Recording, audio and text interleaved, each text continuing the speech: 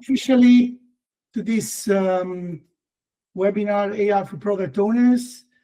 We will get immediately into some kind of a little bit of introduction. My name is Giuseppe De Simone.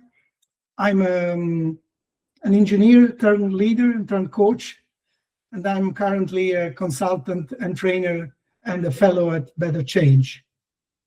Hi, everyone. I'm Greg. I'm an Agile coach, and I focus heavily on AI adoption in product and delivery contexts.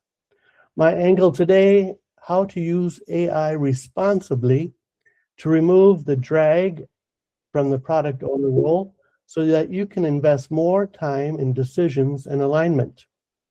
We are not here to hype tools. We're here to improve outcomes. Yeah. And this is a little bit of introduction of what is the bigger ecosystem behind the two of us. Like, we are part of Better Change, with a collective of consultants and coaches that are spread over 11 countries. And, this is a summary of what we do. And we're trying to use AI or to leverage AI in everything we do.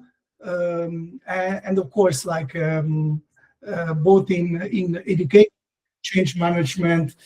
And again, our approach is about, it's not about tooling, right? Because a fool with a tool is always a fool, but it's about understanding, what you want to do and why, and so that you can have time for the important things. We'll start with the context, why this matters now. Then we'll look at prompt engineering in a mini version, not theory, but just enough to get practical results. Then we'll show a workflow meeting to action automation where AI helps generate JIRA tickets.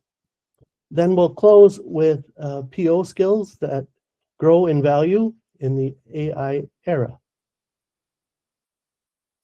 Yeah, at the end we'll have some questions, and we have a little bit of etiquette for questions, since, as I explained, we want to reserve the recording to the content. So we will have 10 minutes slot at the end of the session. So please keep your questions for the end. But if you want to get them off your mind, just feel free to run the chat, starting with Q, so we can have it saved till the end.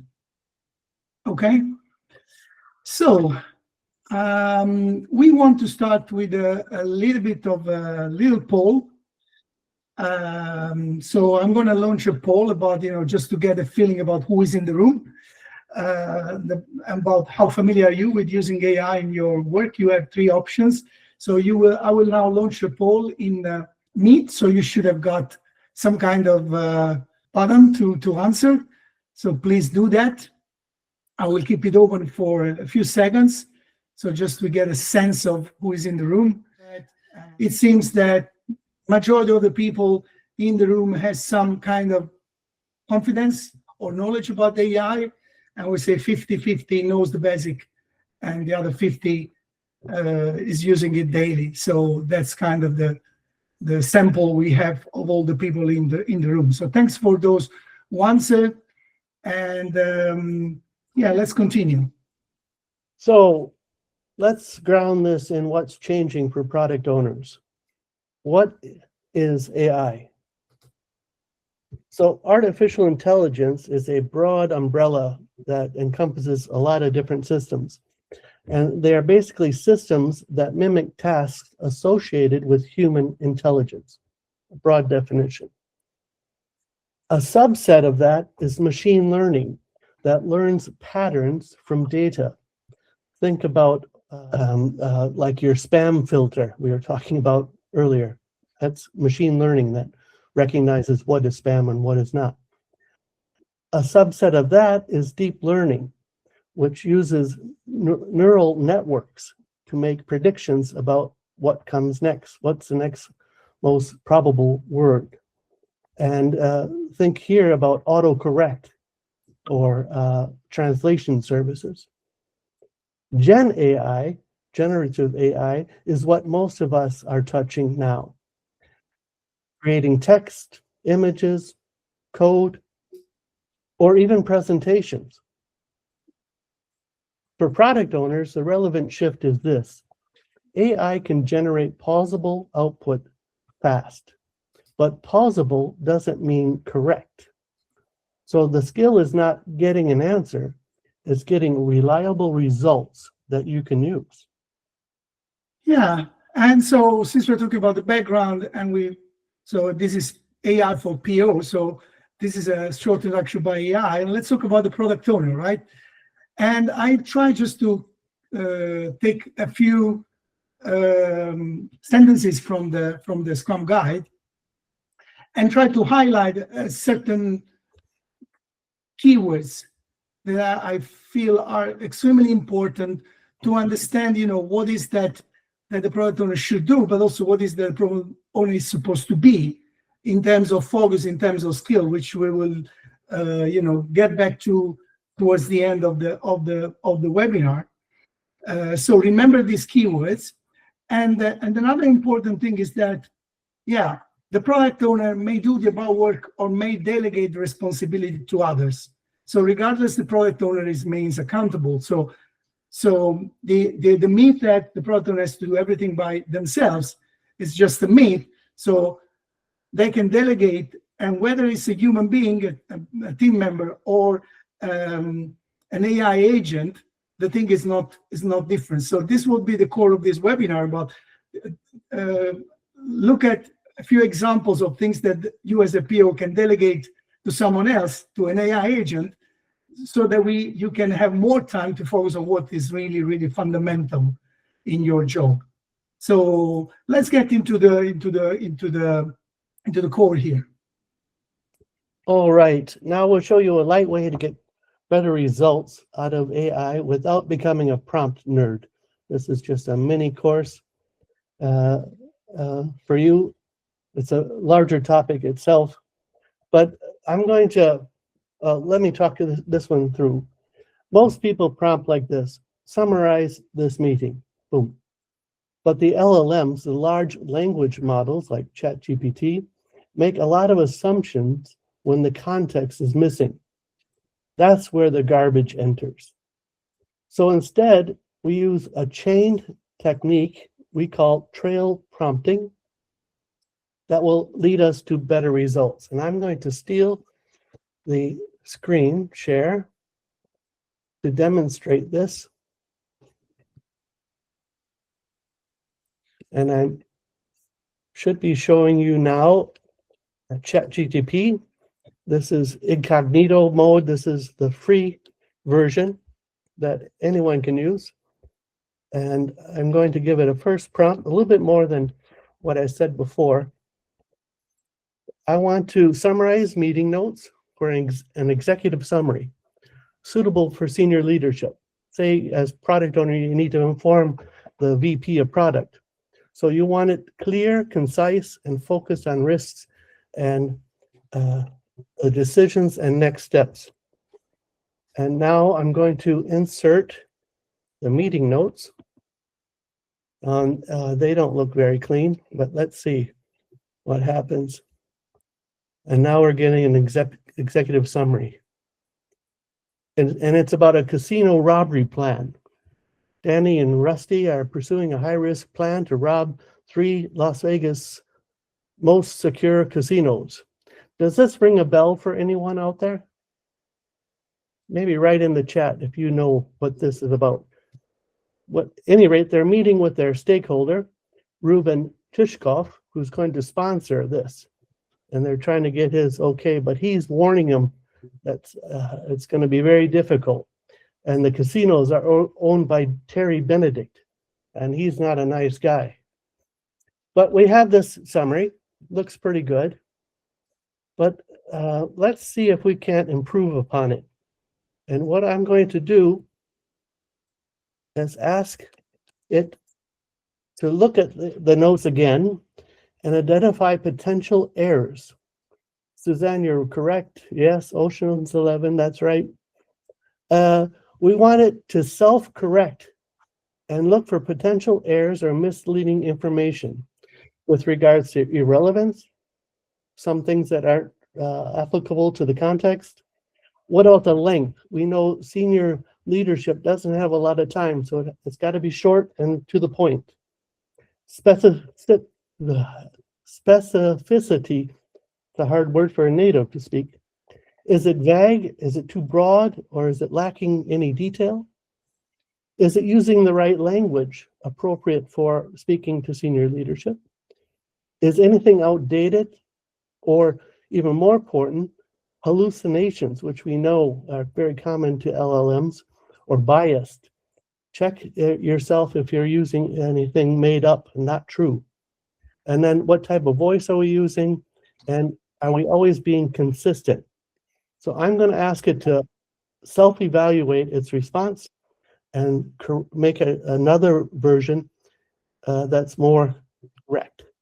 And we push that off it goes. Just having a look at it, looks quite similar. Next step's a little bit shorter. And then we can see, okay, what did it do? It looked at each of these points and made some revisions, made some corrections, checking itself. But I want to see a clearer presentation. So I'm going to ask it to show me.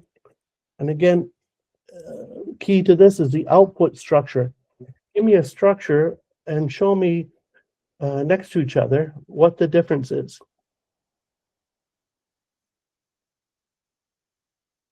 And here we're getting the different aspects, the original and the revised. Already in length, it's shorter, more concise, focusing on key risks, decisions, and next steps, eliminating background information.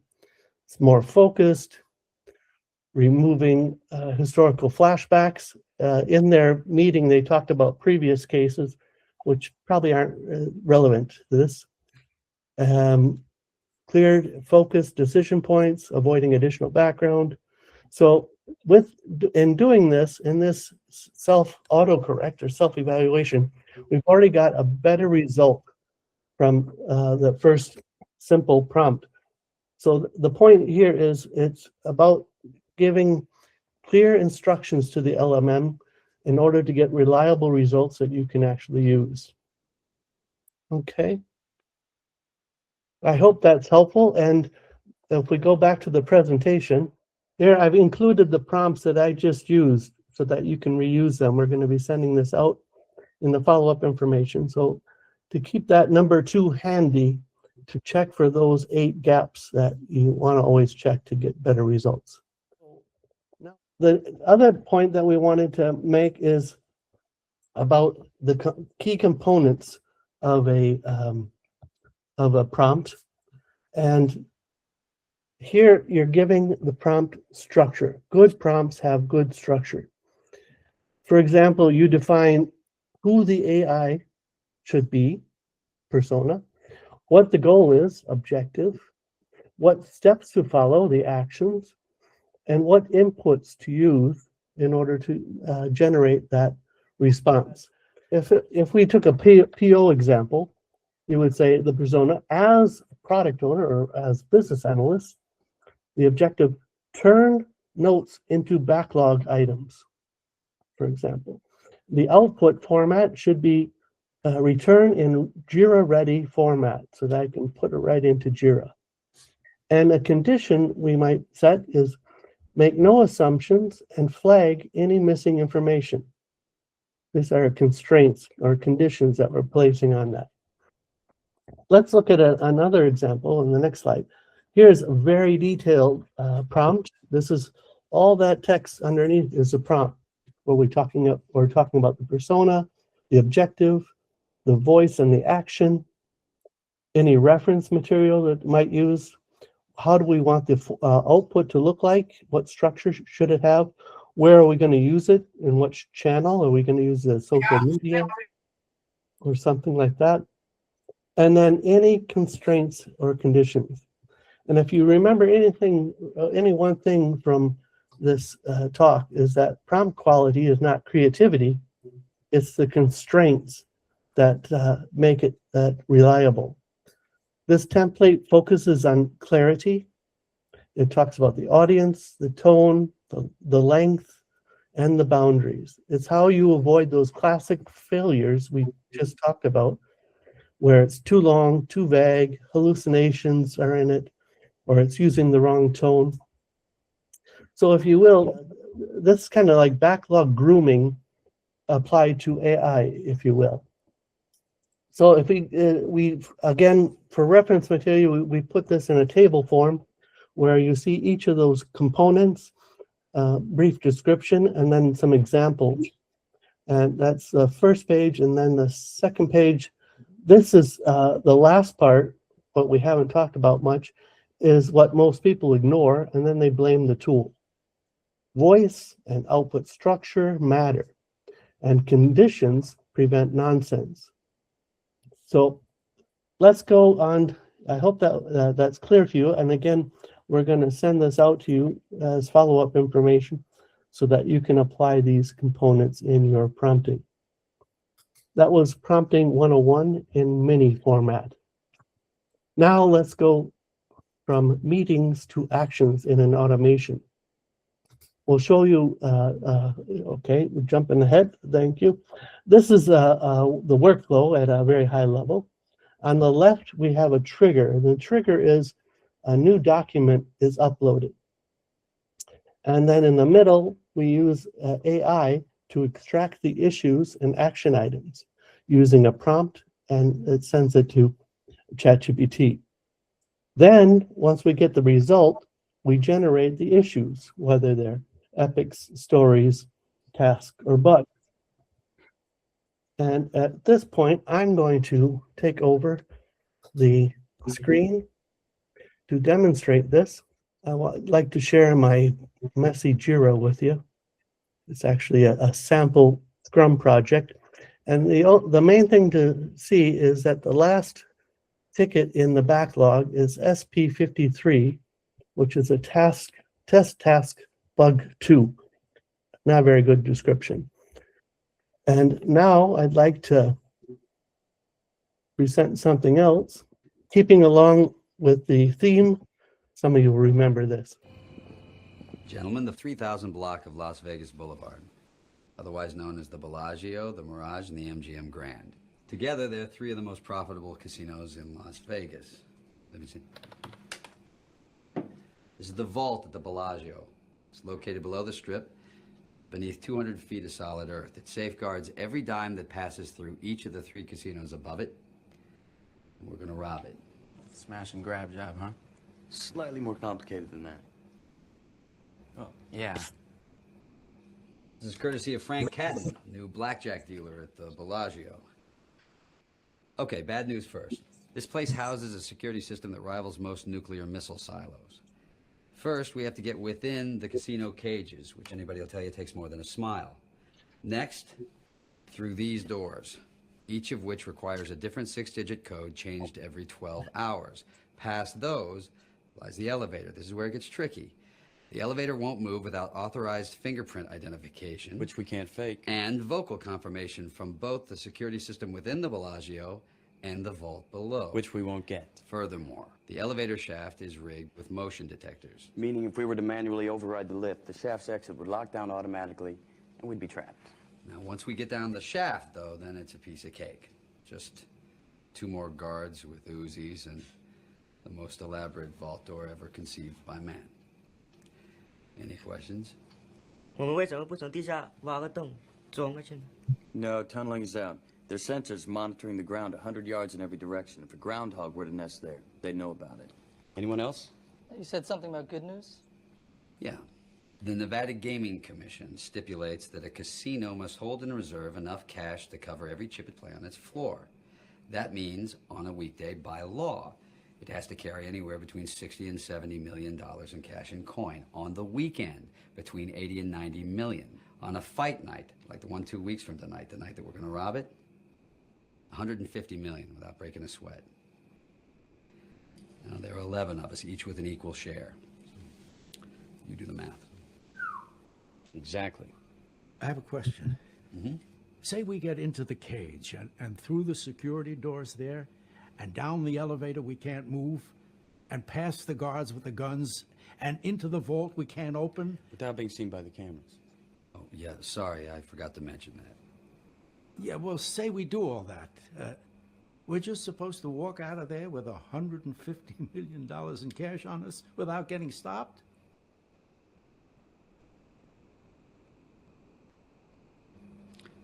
Yeah. Oh.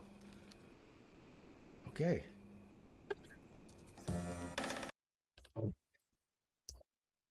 So that was a team meeting, and you might have seen in the subtitle, not the spoken word, but it was saying project definition, work breakdown structure, project definition. What I missed one, but that's kind of a basic project management job that you would do, but it might also help us to demonstrate this workflow. So now I'm showing you the workflow. This is N8N, based in Berlin, by the way. And it's a workflow automation platform that uniquely combines AI capabilities with business process automation. And you can imagine I've taken that transcript from that team meeting, and that's going to be the input as raw material. And I'm going to start and explain more as we go. And you can see it running, and it's going through now. It's separated things out. It's now asking ChatGPT, and we're trying to make from that messy, ambiguous conversation the decisions and all the obligations or all the tasks that need to be done. And as product owners, you don't always need a pretty summary. In this case, we need work candidates. And so the output must be clear issue types, epics, stories, tasks, with a short title, a description with context, acceptance criteria where possible, and flagged missing information instead of invented details. So I'm anxious to see if we switch back to Jira, what happened. And then drum roll, please. A disclaimer, tools work until they don't. So let's refresh the page and see what happened while we were gone. Okay, that's my current sprint. And look at that, SSP 90, conduct reconnaissance, disable Las Vegas power, establish surveillance. I just want to take one of these. And we have a short title, a description, and it's not assigned to anyone. But now this is the point where we just have these as drafts, right? This is not a production ready. We're going to still have to refine them with the team, but it beats it skips that blank page moment where you starting from scratch, starting with nothing. So now we're ready to do something that's unmistakably product ownership. We're going to connect work to intent. So let's see here. Here we find a bypass, and if I remember correctly, here we have an epic plan and execute Biagio vault heist. So as a product owner, we need to connect the work to the actual intent. So we're gonna, where is it? There we go. We're gonna connect those so that the AI can't just make all these decisions for you. Only you know what the strategic shape of the story should be of the things that you're creating. So the point is that AI can accelerate, but the product owner must maintain control of the story. So, and we're doing that by linking the different items here. And I'm kind of surprised we didn't get any stories, but they all seem to be tasks. And we need to link them up. And this might seem like admin task, but it's actually the forming coherence around the story and giving it a shape so that now when we go into refinement, we have a good conversation, a product conversation with the team and not just a discussion, documentation marathon. So I hope you like that. We're going to pause the demo and come back to broader PO skills and then do some Q&A. Yeah, so thanks, Greg, for this fun and interesting demo. Basically, what we saw is that, by, for example, improving your prompt engineering skills, you can save a lot of time by, automating executive reports to stakeholders, for example, of stakeholder conversation, or you can easily maybe come up with some draft material that then you can, discuss with the team. I mean, usually what I would suggest other time would be, okay, after you have a story mapping, then you have a user story workshop where everyone is brainstorming stories, but actually you can save this step and then brainstorms and draft, and then with the team you can go on and revise and together with stakeholders. But I mean, then what you do if you have more time available, but most especially, what is that you need to learn more to compete in the new world and to make the best use of AI, right? Here I'm presenting something come up with from the World Economic Forum last year. I mean, you all know that this year the World Economic Forum was just ended a few days ago with a lot of fuss about a lot of things, Greenland and everything. But among the things they discussed last year was also what are the core skills in 2030, like in terms of what is that the employers believe is needed by 2030, but also what are the things that are already needed right now. So if you think about the top right corner, meaning skills that are both core today but expected to grow, we see something interesting, right? Something you could not probably foresee, because if you look at the type of skills that are there, and if you exclude, of course, AI and data, right? Because you need, for example, to up your skills in prompt engineering, AI, and if you want to have a reliable agents in your company, you need to have good data to rely that on, and a bit of technological literacy. The rest is all human skills, right? I mean, how surprising this can be, right? You get things like analytical thinking, you get resilience, flexibility, and agility, you have leadership and social influence, you have self-awareness, creative thinking, and so on and so forth, right? I mean, this to me sounded surprising because the more we move into high-level technology, yeah, the less you would expect something like this, right? And then, if you think about what AI can allow us, right? And Greg showed you some examples. I mean, and if you think about what agilist and agile teams have been used to, right? Things like customer collaboration, frequent releases, or experimentation, validated learning, refactoring, all these things actually are not lost. Actually, AI allow you to do these things to the extreme.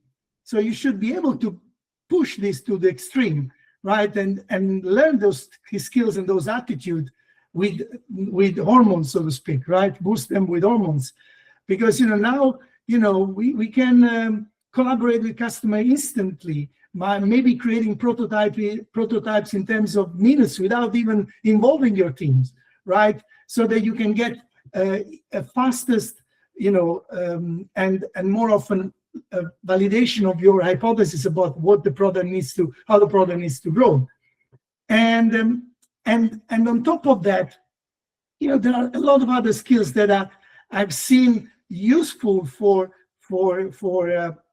agilists in the last decades, but I think they are still more important. I mean, there are kind of attitudes, for example, like the ability to fail fast, like not be afraid to be proven wrong. Actually, looking for be proven wrong as soon as possible, because assumption is not a problem, but unvalidated assumptions that go long unvalidated are the mother of all mistakes.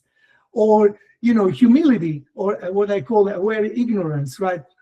Don't assume you get it right, assume you get it wrong, right? And try to understand, where is the problem.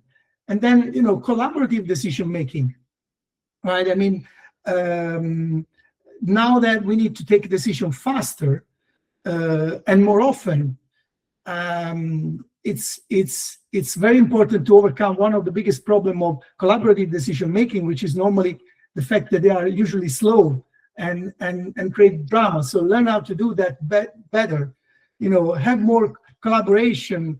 Learn to give each other constructive feedback. Right? Sometimes learn to improvise. I always say that a great product owner should be someone who is well prepared, who has a lot of strategic thinking, but also someone who is able to go with gut feeling and be able to improvise within their, if you see the final sense of agility, right? Like athletes are able to be flexible and agile on the pitch because they're very, very well prepared and practiced during the week. And also, for example, like something that I call intelligent luck, but you can call serendipity, right? Because if you think about most of the biggest invention, think about, I don't know, penicillin or even Post-it, they came from mistakes, right? Even iPhone, right? I mean, it seems they were building, there was the iPad project, and then at a certain point in time, the engineering team came up with something with a screen size that for the time was the biggest they could have. And since someone said that, what is this? Is this not a pad? This is more a phone. And that's why they probably got the idea to collaborate with Motorola and get some kind of phone. So a good product owner should be able to be open to be surprised, right?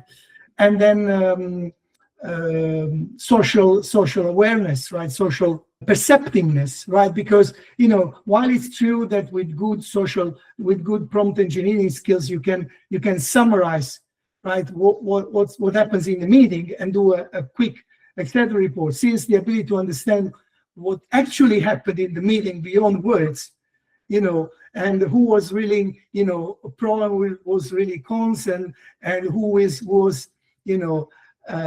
friend with whom. This is extremely important. So it seems that while we are becoming more technologically skilled, we should also become more humanly skilled wise. And if I should summarize everything, I use a term that it's very well known, which is emotional intelligence, right? I co-organized the regional Scrum gathering in Stockholm in 2024, and the theme we used was integrating intelligence, exactly because the whole idea behind that, which I believe in more and more, was that the current world problems are so complex that it's just a wishful thinking to believe that everything can be solved, for example, just with artificial intelligence or with your own logical intelligence. You need to integrate different intelligence, which is artificial intelligence, social intelligence, strategic intelligence, business intelligence, and emotional intelligence, because as long as our the human beings will be on this planet, we will not be able to get rid of emotions. So we need to be able to understand those, also just to give appropriate prompts to AI agents, right? And you see here some of the skills that are the emotional intelligence can be divided in 4 different skill set: know and act, and something that goes inwards and something goes outwards.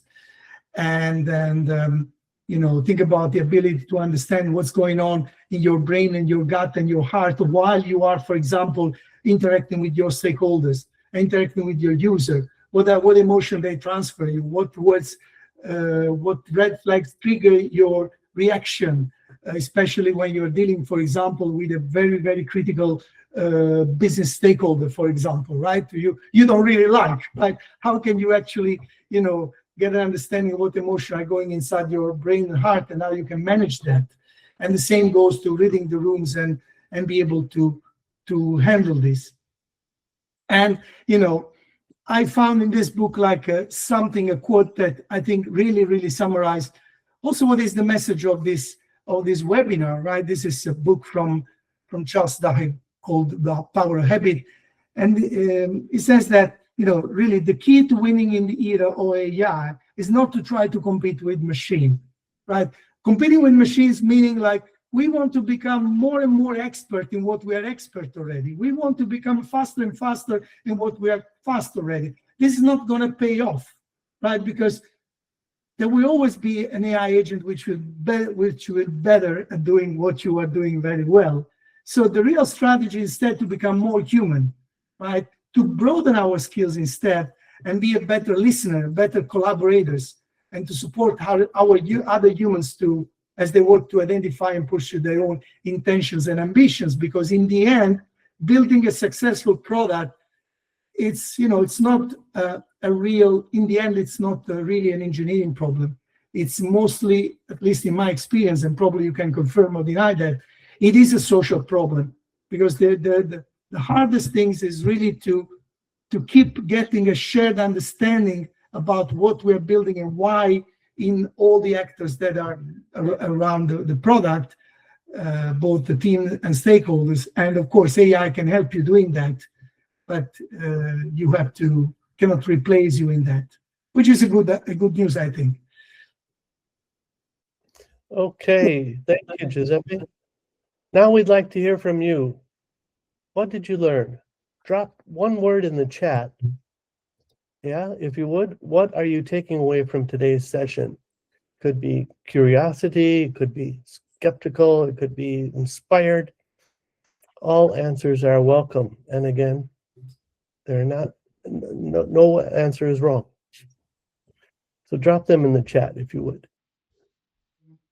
We usually give a little gift to those who are participating to our webinars. So for you, like, it's going to be like a discount of these 2 classes we are doing with Greg in Berlin in March and April, which, you know, will be a bit getting a bit more into some of the stuff that we discussed into this webinar.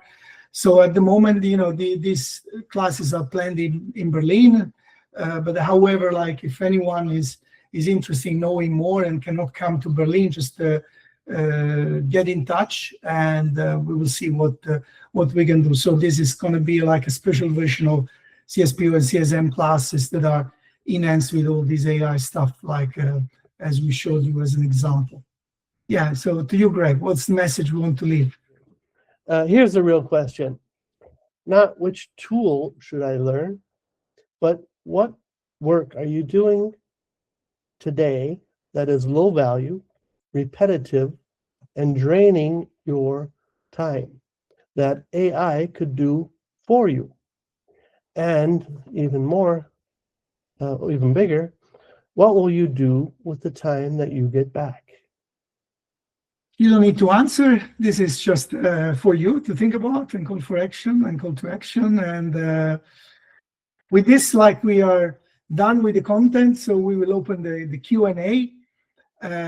So before we close officially the video recording and open the question, thank you everyone for your kind attention and participation. Here you find, you know, also some more reference, also the QR codes to get connected and with me and Gregor on LinkedIn.